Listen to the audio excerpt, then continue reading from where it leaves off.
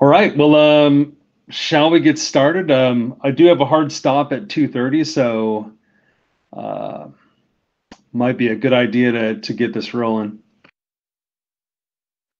Feel free. It should already be recording. So whoever wants to go first can.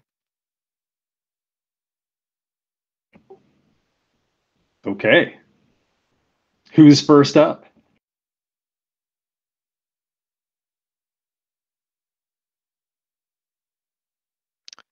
I guess I'll go first then.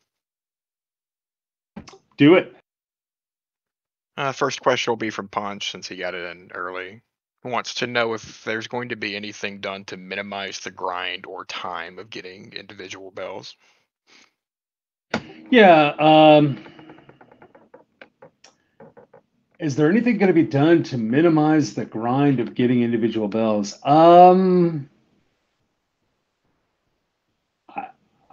I don't. I guess I don't. I don't think so. Um, some of the bells are easier to catch than others, that's for sure. Um, and of course, based on your strategies or how you like to play, you'll find it easier to get some bells than others. But I think in a collection game that's sort of expected. Could it be easier to get them? Sure. But I don't foresee a change here. At least I haven't heard of one. All right, that's what I was assuming, but the question was sent in, so I asked. No, I mean it's a legitimate question. I mean, people have different play styles, right? So, True. Wigbert, you and I are old school, right? So, I don't have a problem with the drop rate, but maybe other players do. I have spoken on many times about my sense of value being warped extremely compared to the average person's. I've got a trio of questions from Sarcastic Cat then. The first one wants to know, I know we've talked about this many times, Diff, but for everyone else, I want to know how you plan on incorporating ships that weren't necessarily completed. So, paper ships, half completed ships, that sort of thing. Yeah, I feel like this actually came up in the last session too. I mean, it's a popular thing for sure, and I think everybody likes cool ships, and there are some very cool paper ships. Um, I think we kind of divide them up into categories. I mean, the first category is obviously things that were actually started upon or mostly built, partially built. I think it's reasonable to expect those to appear in the game where it makes sense. Um, then you have ones that were sort of kind of started and they were designed, maybe they were laid down, but they were never quite, fully built. I think the player base in terms of the meta game would really need to be taking some action to see those kinds of ships built. And then last but not least, there's stuff that's just pie in the sky, like, you know, wouldn't it be cool if we built this? And yeah, but they never did. I think there again, if the players are sufficiently motivated over a significant period of time and really sort of, direct their actions in that general direction, I think it would be possible. But we're hewing decently close to history. I mean, we've got Recruit, who's a plywood ship, right? From the Great War. So I would say, never say never, but in general, we're sort of, hewing decently close to what was out there. Yeah, right. But again, never say never. I've actually been thinking about that this very week. Um, how the players playing out our version of the war, the Belverse, may change. Building priorities for one country or another. Will we build lots of Essex class aircraft carriers in the U.S. Navy? Will we double down on the Montana battleships? We don't know yet. I'm excited to see what you guys do. It'll certainly be interesting. The second and third questions kind of tie into this. The second one being, like, let's say you take a bell with just a name, or just a number for a name, i.e. a bunch of the U-boats. What's your plans on creating personalities for that character?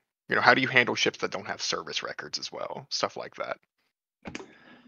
Well, I like to think that on the Bells that just have numbers in our fleets today, that they have sufficient, personality. Ones that don't have service records and ones that don't have otherwise signifying characteristics, whether that be from the builder or from the designer. I don't think it would be our first preference to put those ships in the game. But I don't know. I think the team's up for the challenge.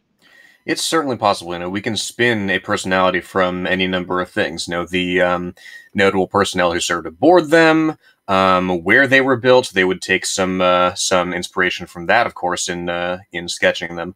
The sky's the limit. The sky's the limit. All right, and in the final of these trio of questions, this one: what about crossover events with other other suitable IPs? The ones mentioned, the one specifically mentioned being Taylor Anderson's Destroyerman series of novels, and then things like HMS Thunderchild. Is this completely off the table, or would there be, could we negotiate on that sort of issue? Are you referring to Thunderchild from War of the Worlds? I believe so, yes. She gets a mention somewhere in Lexington's story. As far as canon crossovers, I haven't heard about that. Would be cool. Yeah, I think what Jank said is right. If it makes sense, sure. I mean, we could do things. We could do things that aren't necessarily historical or grounded in history, and pull them in, not necessarily the thing itself, but rather, costumes inspired by or events inspired by. So yeah, I definitely think we're open. All right, and I can confirm it is mentioned in Lexington's story. I've played through it. That's all for the questions I've been sent. So anyone else is free to ask their questions now. Yeah, it looks like Tie-Dye's got one in the chat here. Thank you, by the way. We love Lexington. Yeah, Lexington is pretty much the greatest. Although, let's see what happens when Saratoga comes in.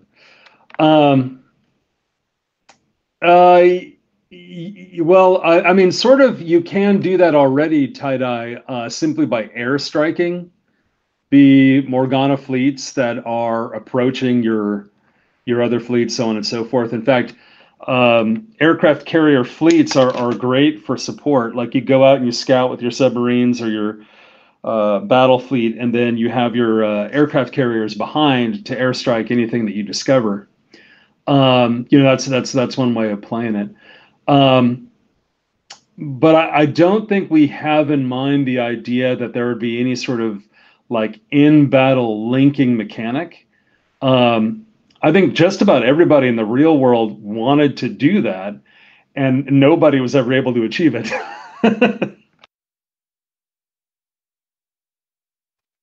And for the people that may or may not be watching this later, the question that was asked were, will aircraft carriers in secondary or tertiary fleets during sorties be able to support other fleets while in combat?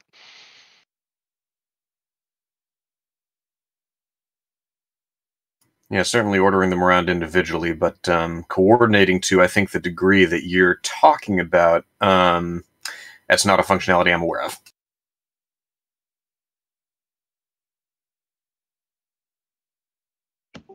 All right, who's next? Well, since I don't see anyone, nope, someone's typing. Okay, never mind. I'll hold off. Oh, you can go for it, and then we'll just pick it up after your question. I don't remember who I was discussing it with, but I think the thing came up with duo stories being a thing at some point, or stories involving multiple Bells at the same time. Is that still planned? So we actually have a couple of them written as a function of the Kickstarters. And some of you may have been around when the duos are being written and that sort of thing. They're not implemented at the moment, but that's primarily because the chances are low. Anybody will have those two exact bells like right at the game start, right? So it's not exactly a priority. But yeah, we've got them, and there is an intent on our side to implement them for sure. Right. Because I've noticed in several of the stories that I've played through, I can see a lot of potential for those sorts of things. Oh yeah, are you kidding me? Like, yeah, I mean it's fantastic. Of course, with the cast growing, right? You want to avoid the situation that other stories get into, where you have a group of bells that recur and sort of like are maybe dominating, that story scene. That's the only thing that I would be worried about in that scenario. Yeah, I just got another question. Are certain nations geared towards certain types of bells, such as the Germans, who had far more U-boats than actual surface ships? Is this going to be reflected in game terms as well? Is it going to be reflected in game terms? Well, I think Jank will probably have something to say on this one, but I think it's certainly sort of obvious and apparent that when we go to add more German ships, for example, the odds are always going to be weighted towards the U-boats, of which there are many. But I think a large part of this is going to be sort of governed by what the players do in the world. Yeah, piggybacking off of that, can you discuss more on the metagame, or are you guys still not really ready for that sort of discussion yet? I want to, but nope. We got to stay mum on that for at least a little bit Still longer. silence then. Okay. I figured, but I might as well try. Well, no, I mean it's worth it. I think you guys can probably already figure out that there's a that the war is more than just a leaderboard, and I'll just leave it at that.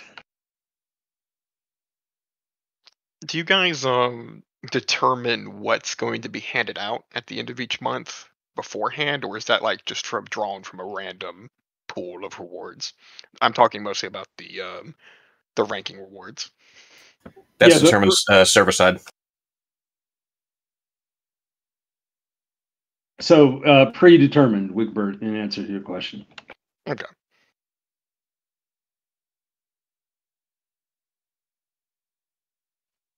Let's see, what else do I have that I've just been saving up and haven't asked already in private messages?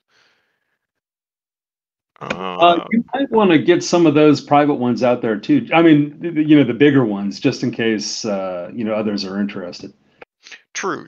Did you ever figure out if perks that do the same thing stack? Oh, I didn't even look, but I'm pretty sure that they stack. Okay. So I imagine that'd be a very big one.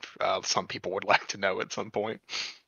Yeah, I'm like 99% confident that they add. So you take 2 damage add quirks and 4 damage add trait or advantages, and you're gonna roll yourself up to a big number. But at the same time, you need those kinds of numbers on hard mode. True. I don't dabble in hard mode very often for a lot of reasons. We wouldn't give you these things if you didn't need them.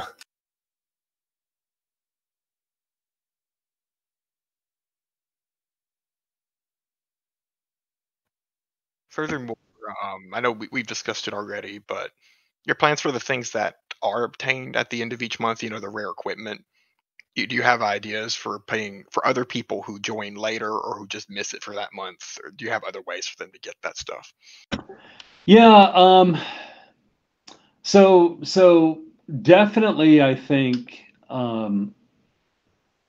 you will see some of that equipment eventually drop in the same way that sort of event bells drop. But I wouldn't expect you to see necessarily like when a piece of equipment has variants, for instance. I don't know that you'd necessarily see those variants again.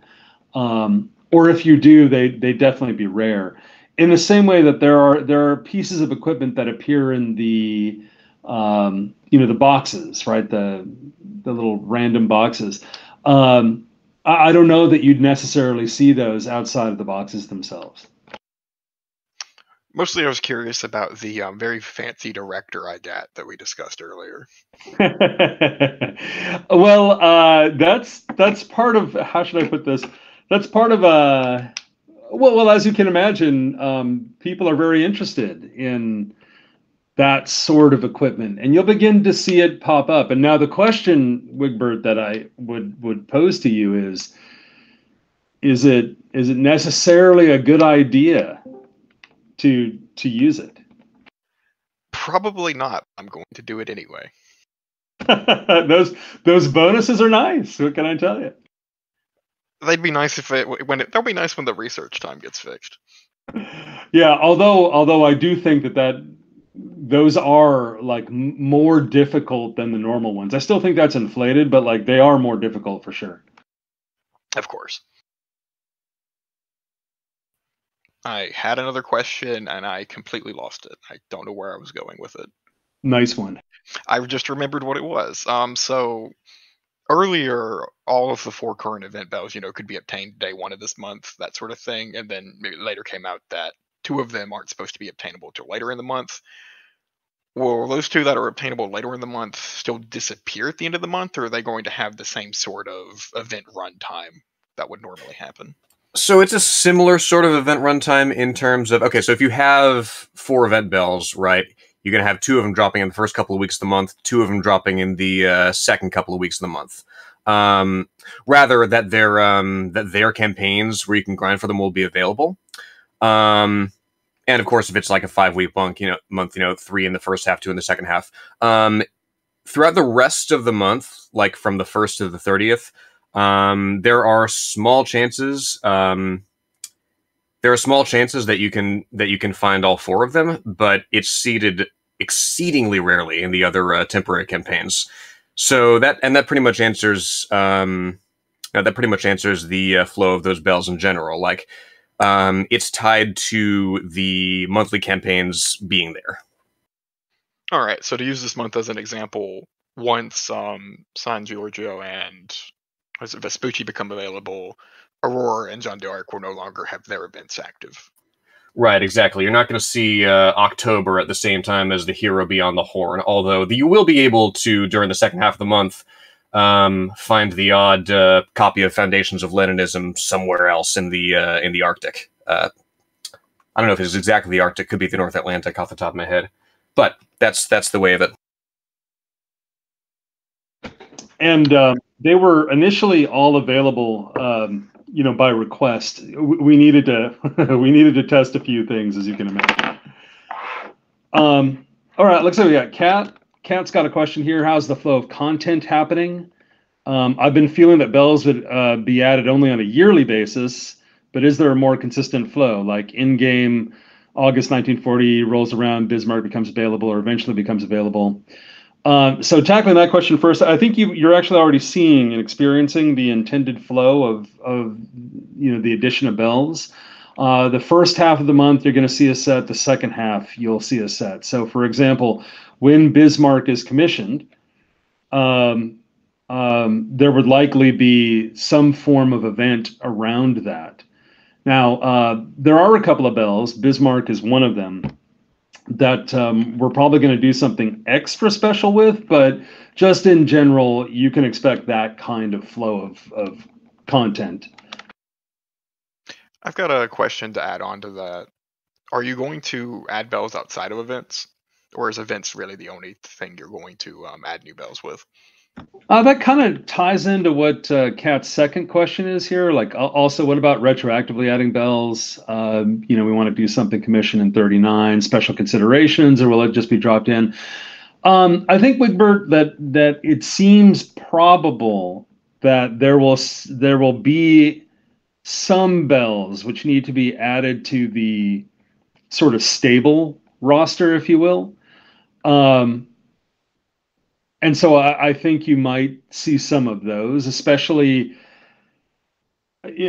some of the, sort of more, important, or rather bells associated with more dramatic sort of events might might become a part of the permanent roster. And in the same way, you might see bells that were originally event bells eventually roll into being, sort of acquirable in a stable kind of path. But I think in general, when new bells come in, it's probably worth an event. All right. All right, looks like we got Super Lace. Are we going to see production multi-buy? I want to build 5 of this Torp. Super, this is a very popular request. It's a very popular request inside the team as well. I mean, I think everybody on our side is like, oh, I got to log in and, build this next torpedo, right? Because I want it on some other ship. So we definitely do feel your pain. Now, there's a server cost, a server difficulty, server complexity associated with all this, because you take not just one event, but now you got to multiply it by 5 and so on and so forth. So it's not as straightforward as it seems to be. So I would not expect that kind of functionality to be there prior to launch. Could definitely be there post launch, if depending on how things go. But just off the cuff, it's more difficult than it seems.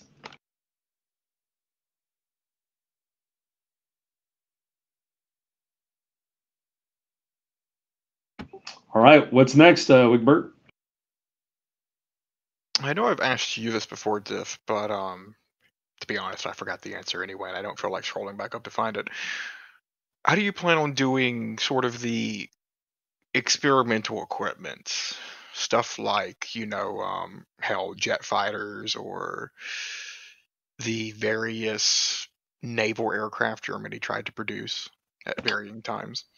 Yeah, I mean, I think probably everybody on this Q&A has noticed that we hew pretty close to the actual measured performance of these things as we build it. So we would be approaching that the exact same way. If there's a jet fighter, how does that translate into our model? And then, of course, because it's experimental, what interesting, gremlins might you find on it?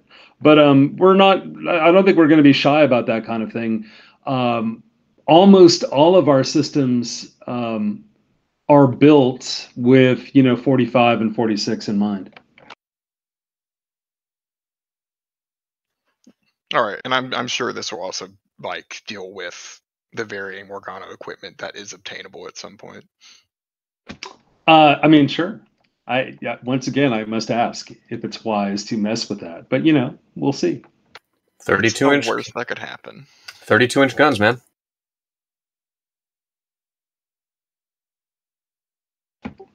Let's see, Sarcastic Cat. So I can expect to find special gremlins like things for the IGN 4C centimeter 60. Sure.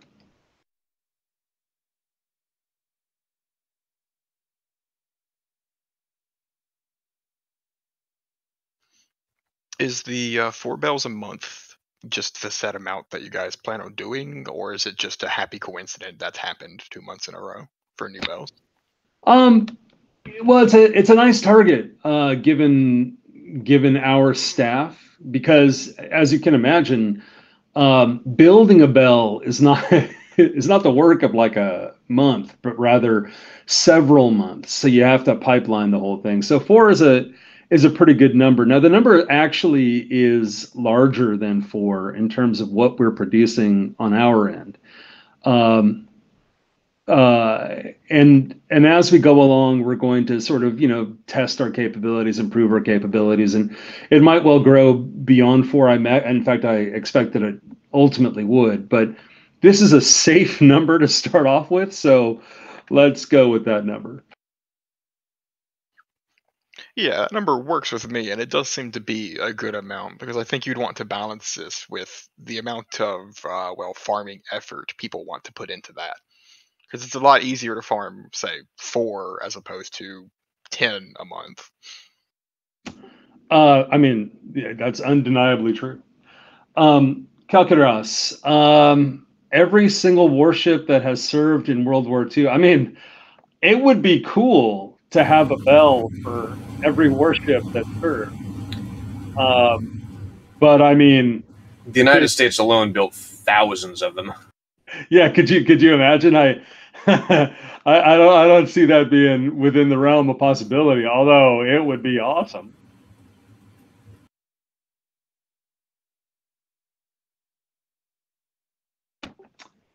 Well, Kat, by launch, you'll have all the information almost all the information that you need present right in the game. So if you present a Belle that has all of her statistics filled out and all of her weapons filled out, and so on and so forth, I can definitely tell you that the team loves it when the community suggests and gets motivated around Belle requests. We have in the past taken a look at those pretty seriously. We will go on taking a look at those pretty seriously. And obviously, if you do all that work up front, it makes it really convenient to put it in. So, put in as much as you can. But yeah, we do take suggestions. Toss them up on the forum is probably the best place. But we do definitely take suggestions. I've done it again. I forgot another question I was going to ask. Give me a minute, and I will attempt to remember it. No worries. But to Wigbert's kind of earlier point, I think you will be interested in the metagame as far as new Bells go.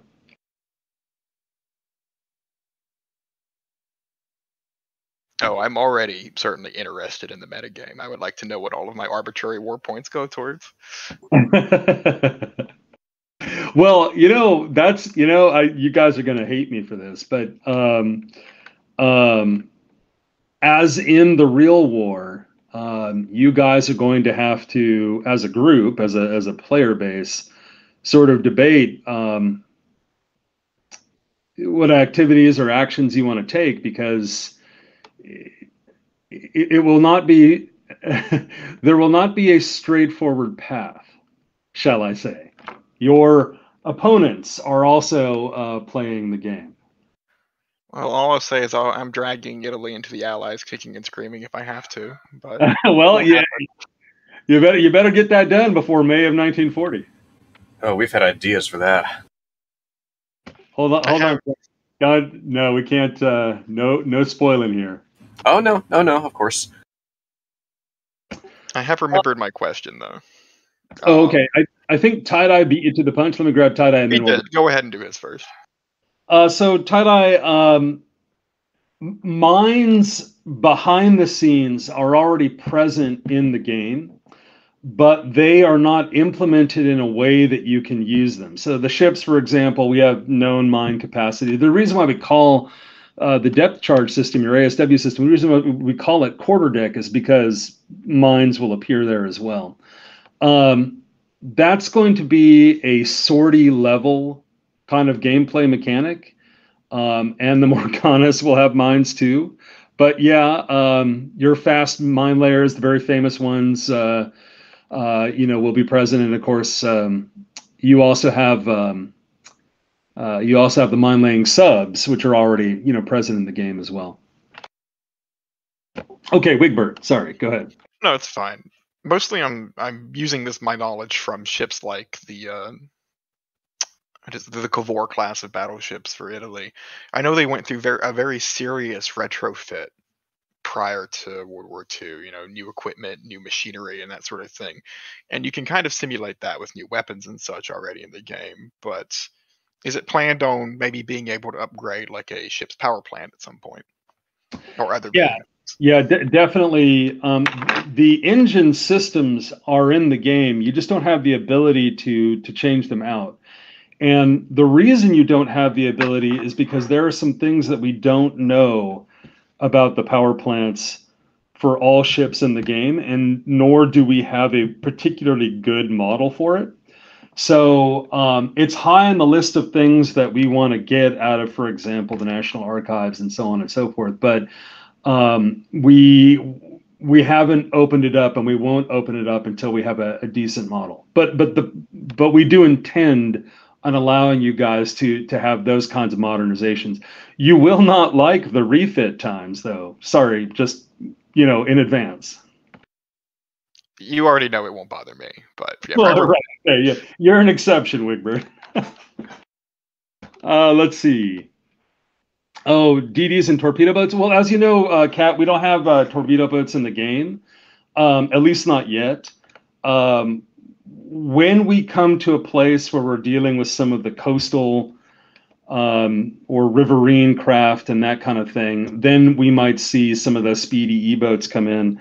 But obviously we're not starting there. We have some pretty small ships, but we're trying to stick to ocean going as far as we can.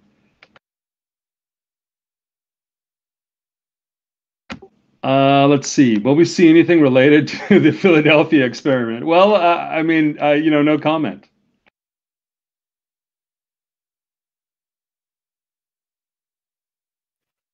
I, for one, look forward to the inevitable Philadelphia experiment. That's a popular request, Elsie. It's not. Yeah, you're not the only one who's mentioned that.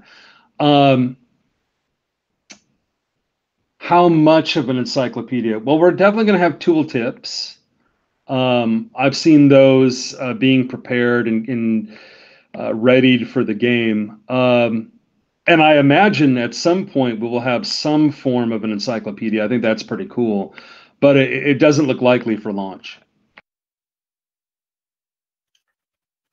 Diff, I know you've mentioned to me before that the detailed equipment view for rifles specifically is quote unquote on the way.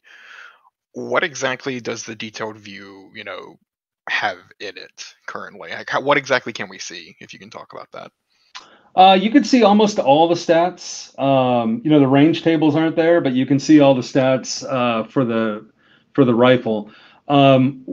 We're just putting it out quick. The UI in that section, which offers some collapsible categories and so on, will follow. But just piloting it, so you'll be able to see all the stats relative to a naval rifle.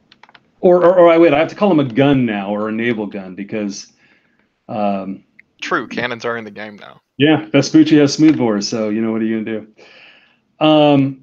For Mig, is each Belle going to get at least one costume? It's a good question. I think we'd love it. Working on it. I know a lot of them have at least one costume already. I think maybe well over half already have at least one, I think. Sorry, Jenk, did you say something? Oh, we're working on it. We would like them all to have a costume. How quickly we'll get that done? All I can say is we're working on it. Yeah, it would be cool. Let's see. Oh yeah, Kat, it's true. There's some blurred lines in all the classes, right? So I mean, larger torpedo boats. If it's ocean going, it's probably fine.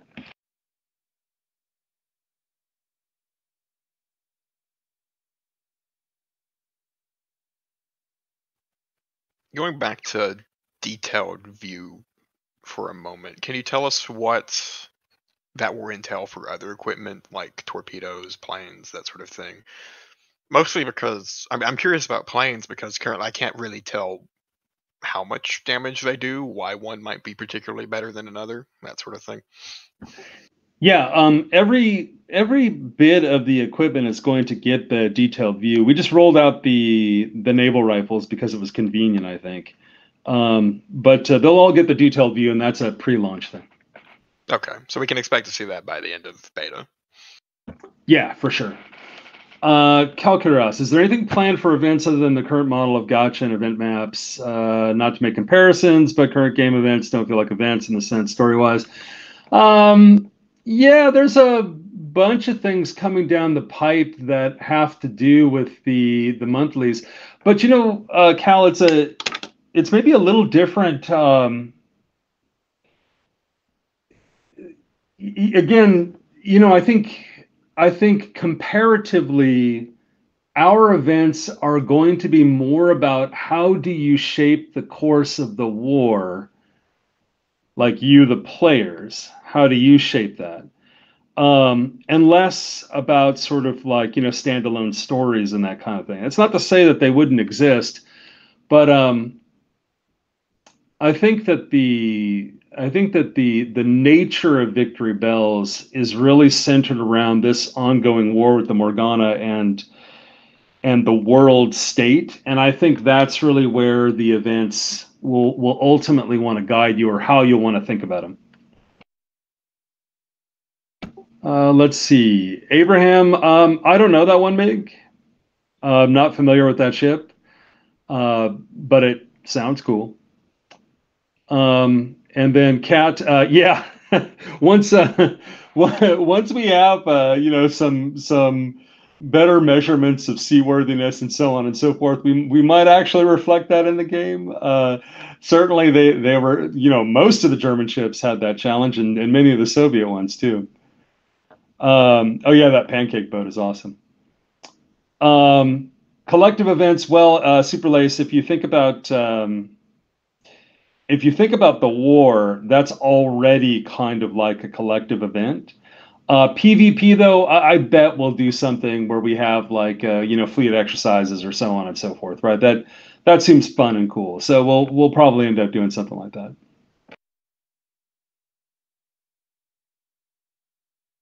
Wow, 184 feet. LCI, I don't think that we'd balance that way. I think that if the majority of players are playing a particular nation, they will have an outsized influence. Now, there is a mechanism where quality matters more than the numbers, but you'd have to ensure that you had such a high level of quality in the player base, right, to exceed just a horde of peeps doing whatever. I think I might have managed to prove, case in point, one person can keep some nation at the top. Yeah, well, granted, it's a smaller player base than we expect, but nonetheless, that is true, Wig. Speaking of shaping the course of the war, will ships change based on the course you take? Ships won't change. But there will be undoubtedly occasions in which certain options will be made available to you that you might not otherwise have had. And Stewart is a great example of that. Cal, Sea Girls exist behind the scenes, but they don't drop. If you'll notice, the UI doesn't have a place for them. And that's the reason. So when we get they don't do anything now. It's just the code enables construction gals. But you'll notice the UI doesn't have a place for you to slot them, and they don't drop. Even if they did drop, you couldn't use them. So time will come when on the R&D and production screen you'll be able to slot your Seagulls, and they'll have an effect at that time. But they'll begin to drop at that time as well. But that's not a pre-launch. We expect to launch without them. Since I see a lot of people that weren't here the last time, Diff, could we go over your plans for R&D version 2? Essentially. No. No? But, okay. I thought we discussed it at least to a little bit of a point last time. But it's super, super cool, and I can't wait until we reveal it to you. Like, it's so awesome. But no, I expect Seagulls will be in before R&D and production version 2, or if they are not, we'll still have to do a mechanism where we support the existing for a little while. One day I'll get you to say something you're not supposed to say. It'll happen. Undoubtedly.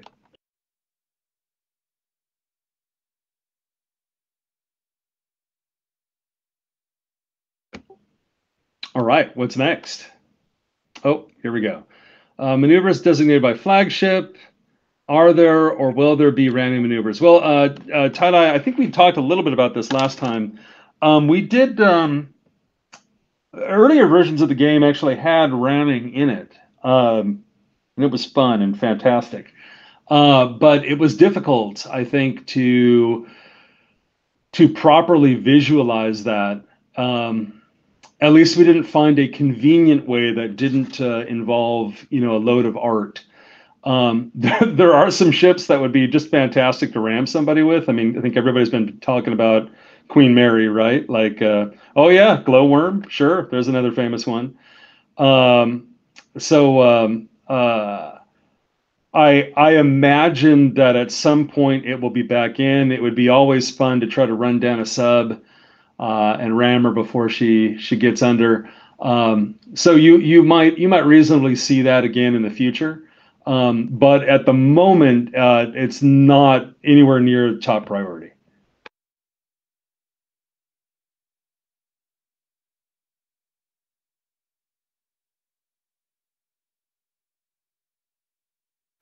I think there's a question about player profile buttons and patches.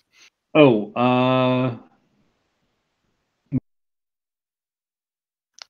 Mig was the one who asked it. It's right under the ramming question. Oh yeah. Player profile buttons and patches, medals. The medals is a physical reward. Yeah, that's not a in-game. Is that what you meant, Mig?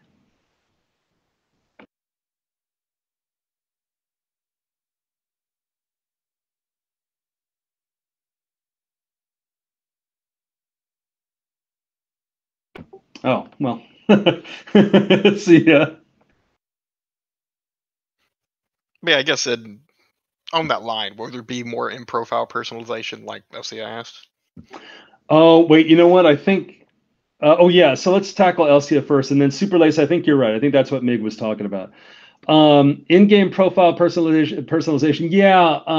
One of the things that we wanted to do, Elsia, that we talked about at the beginning during the Kickstarter was actually themes, where you could do some, selector and flag and how it looks and so on and so forth.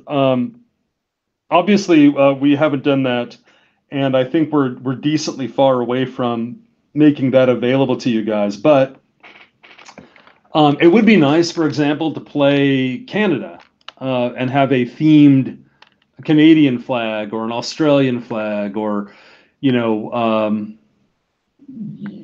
later on when things start to get interesting, be able to change up your flags or select new different ones that sort of signal or advertise where your loyalties lie and so on and so forth. So I think that it's desirable for us to do it, but like ramming, it's a decently down the priority list.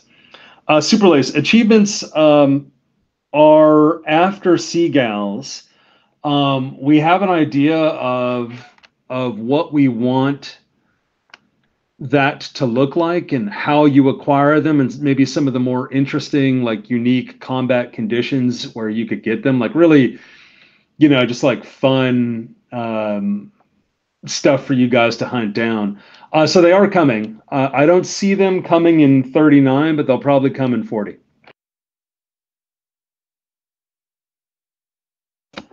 Cap the yeah, right. See, Vespucci, that would be a cool one. I mean, we're open to doing post-war vessels. I mean, let's make sure we finish World War II first. But yeah, we're open to it. Cal, no. Surprisingly, well, I don't doubt that there's some influence from Turtle Dove and Man in the High Castle, and what are some other alternate World War II? What is that? Anything by Bywater? there's all those influences that have crept in, but I wouldn't say that VB was directly inspired by that. In fact, its origin actually comes from something else, which I cannot reveal to you because it would be, saying too much. But we do like Turtle Dove, though. There's a couple of SM Sterling references sprinkled throughout the game as well, if you look hard. Let's see. The dailies want you to play with bells from multiple nations. Subtle goal of the game is to be friendly, to be happy. No, I think Elsia and Jenk, you can weigh in on this as well. I think that if you're in the Allies, as a French player would be, then there's probably some missions that are lending towards, hey, we want to drum up support, or we want to, get other folks in there. And of course, League of Nations is always going to be a cross team.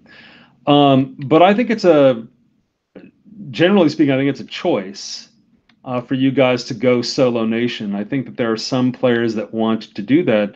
And all I can say about that is it'll be very interesting from a metagame perspective, what you guys do.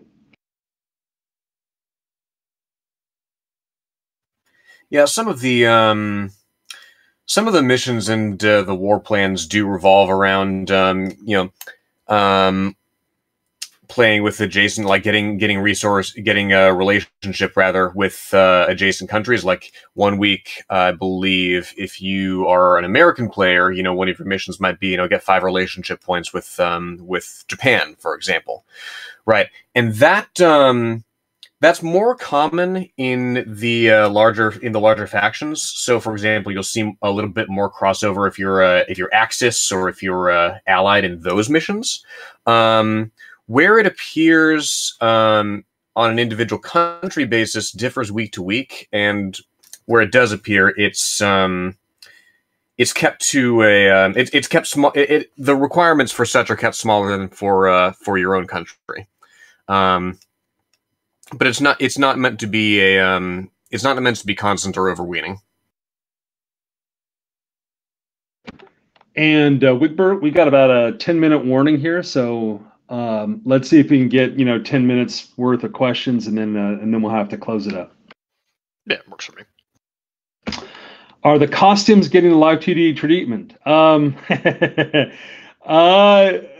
Yeah, you missed some pretty cool costumes, Silent Helios. Some of them do have it, and there are some really nice ones actually that do.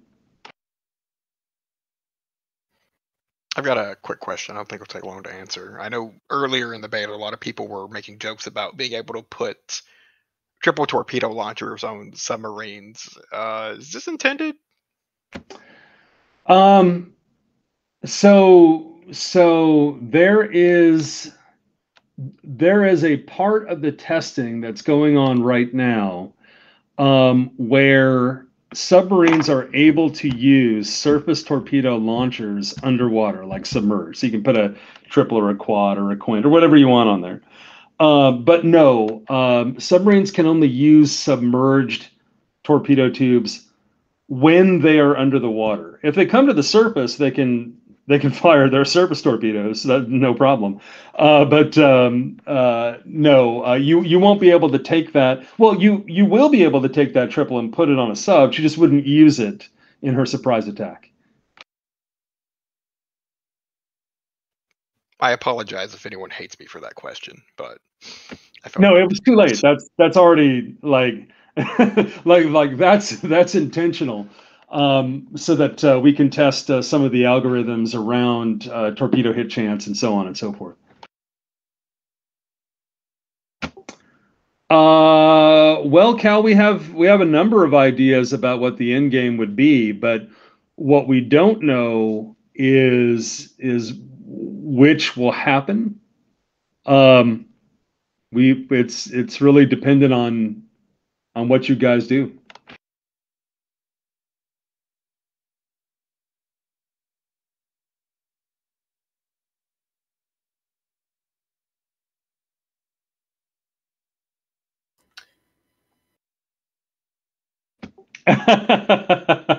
No comment, Elsia. No comment. Certainly, I think in answer to Calc's question here, there are broad strokes of the future that we have in mind, but it's not a be-all, end-all, because, of course, the player's impact on the Belverse story has to be taken into account. But, you know, we will see.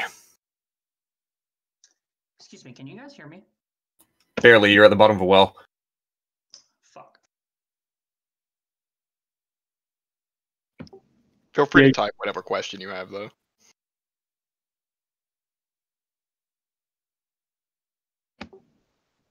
All right, let's see. Wigbert, anything else on your mind while we're waiting? I'm trying to dig through my memories, but I can barely remember what I asked last week, to be honest.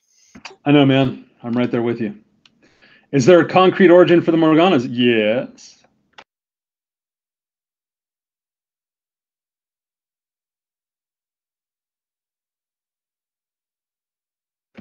They do, tie-dye. That is correct.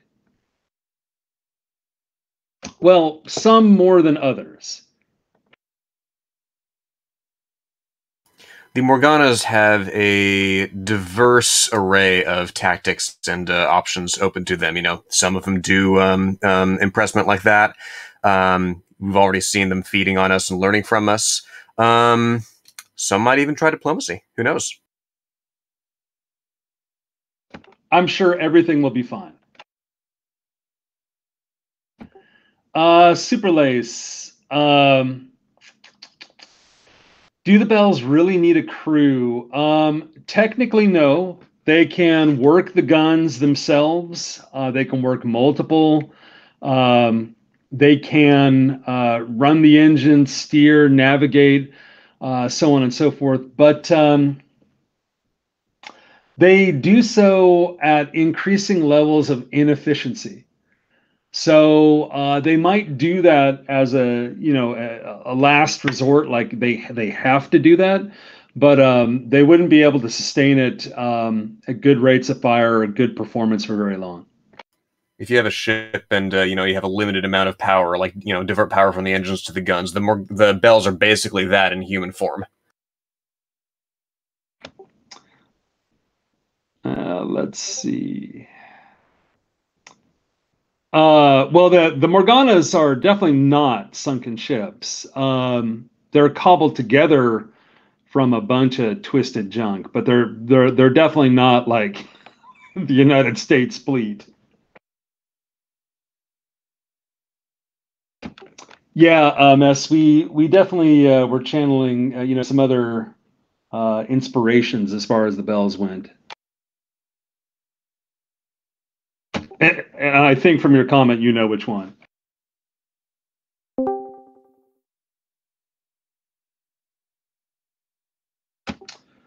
Oh man, Urza, you can't ambush me on like that with this question. Like that takes some research. I don't know. Yeah, I don't know. So does that trade-off exist only in this family, or is it? I don't know.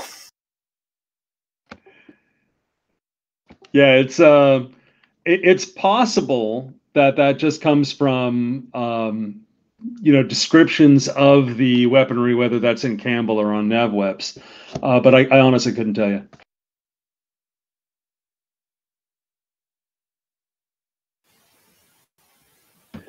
All right, gang, 3-minute warning. Let's wrap this up unless anybody's got any last-minute questions.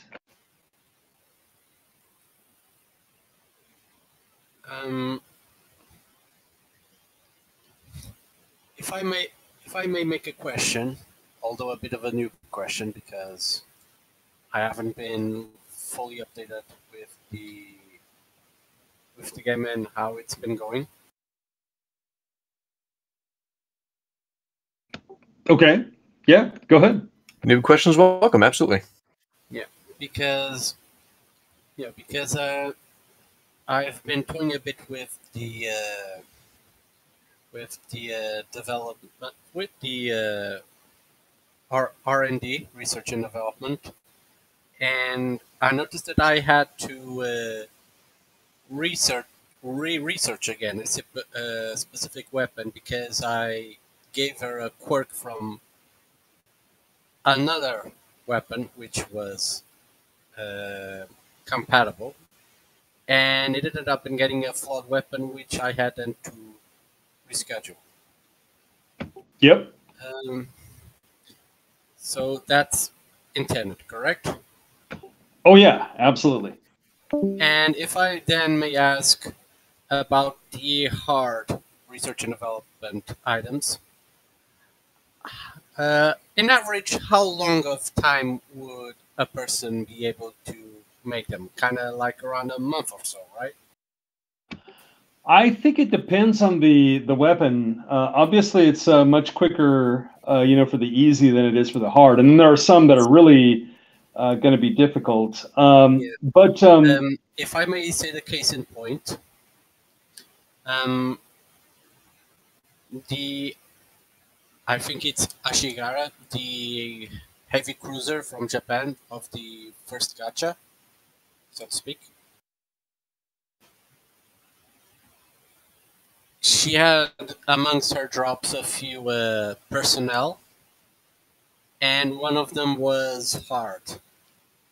It's been in R&D hell ever since, so I don't know if that's intended for for hard R&Ds to be so much that they can take kind of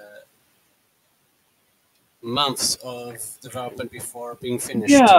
yeah. Let's just so that I think this is useful for everyone to kind of hear or understand. In other games, you have to grind out, a weapon, and then you get an instance of it. Yes. Grind it out, you get an instance of it. That's how you get your in-game content or in-game equipment. But in So Victory it's Bell, kind of one of those very long-term projects that a person has to dedicate instinct through, right? absolutely, R&D is your in-game equipment. So you can invest the time as far as you want to make it as good as you want them to be. And then you can produce them, and you don't have to worry about necessarily grinding them. It's just really a time function for you. And yeah, and a person can hold the R&D and then make a create a turret or recruit the personnel with that level of development. Not 100%, but at the level that's reached so far. Yeah, whenever you want to call it and produce it, you can. Gang, I have to go. I've got a hard stop at 2:30. So Gary, and not to cut you off, but we'll have to take this up either on Discord or in a different Q&A. I just want to address a couple of these that I see here, and then we'll have to drop for today. No worries. Let's see, tie-dye. I don't think that there is a visual representation of a whole Morgana ship that you've seen. Sovereign, they are ships. I wouldn't say that they resemble any ship that was out there. They don't have clean lines. Their superstructures are sort of like a jumbled, mess. But they are ships. They do sail upon the water, steam upon the water. Cal, you can already kind of lock them by doing don't use unknown vestors. But beyond that, no, that would require a new UI where you could pop up and select what can be used. At that point, it probably might just be best to sort of click the individual slot and select what you want. Anyway, gang, I've got to drop, but Wigbert, do you want to close this out? Yeah, we can stop it here. Thanks, as usual, everyone, for coming. And as long as people want me to continue setting this sort of thing up, I will continue to do that. Yeah, Thank you. That would be quite nice. Yeah, if everyone here can just at some point give me a time that you want these things to happen, because currently I set this one up at a different time so different people could appear than the last one. And I'll probably continue to do that just so we can get a variance of opinions. but having a set time for the most people would be very helpful.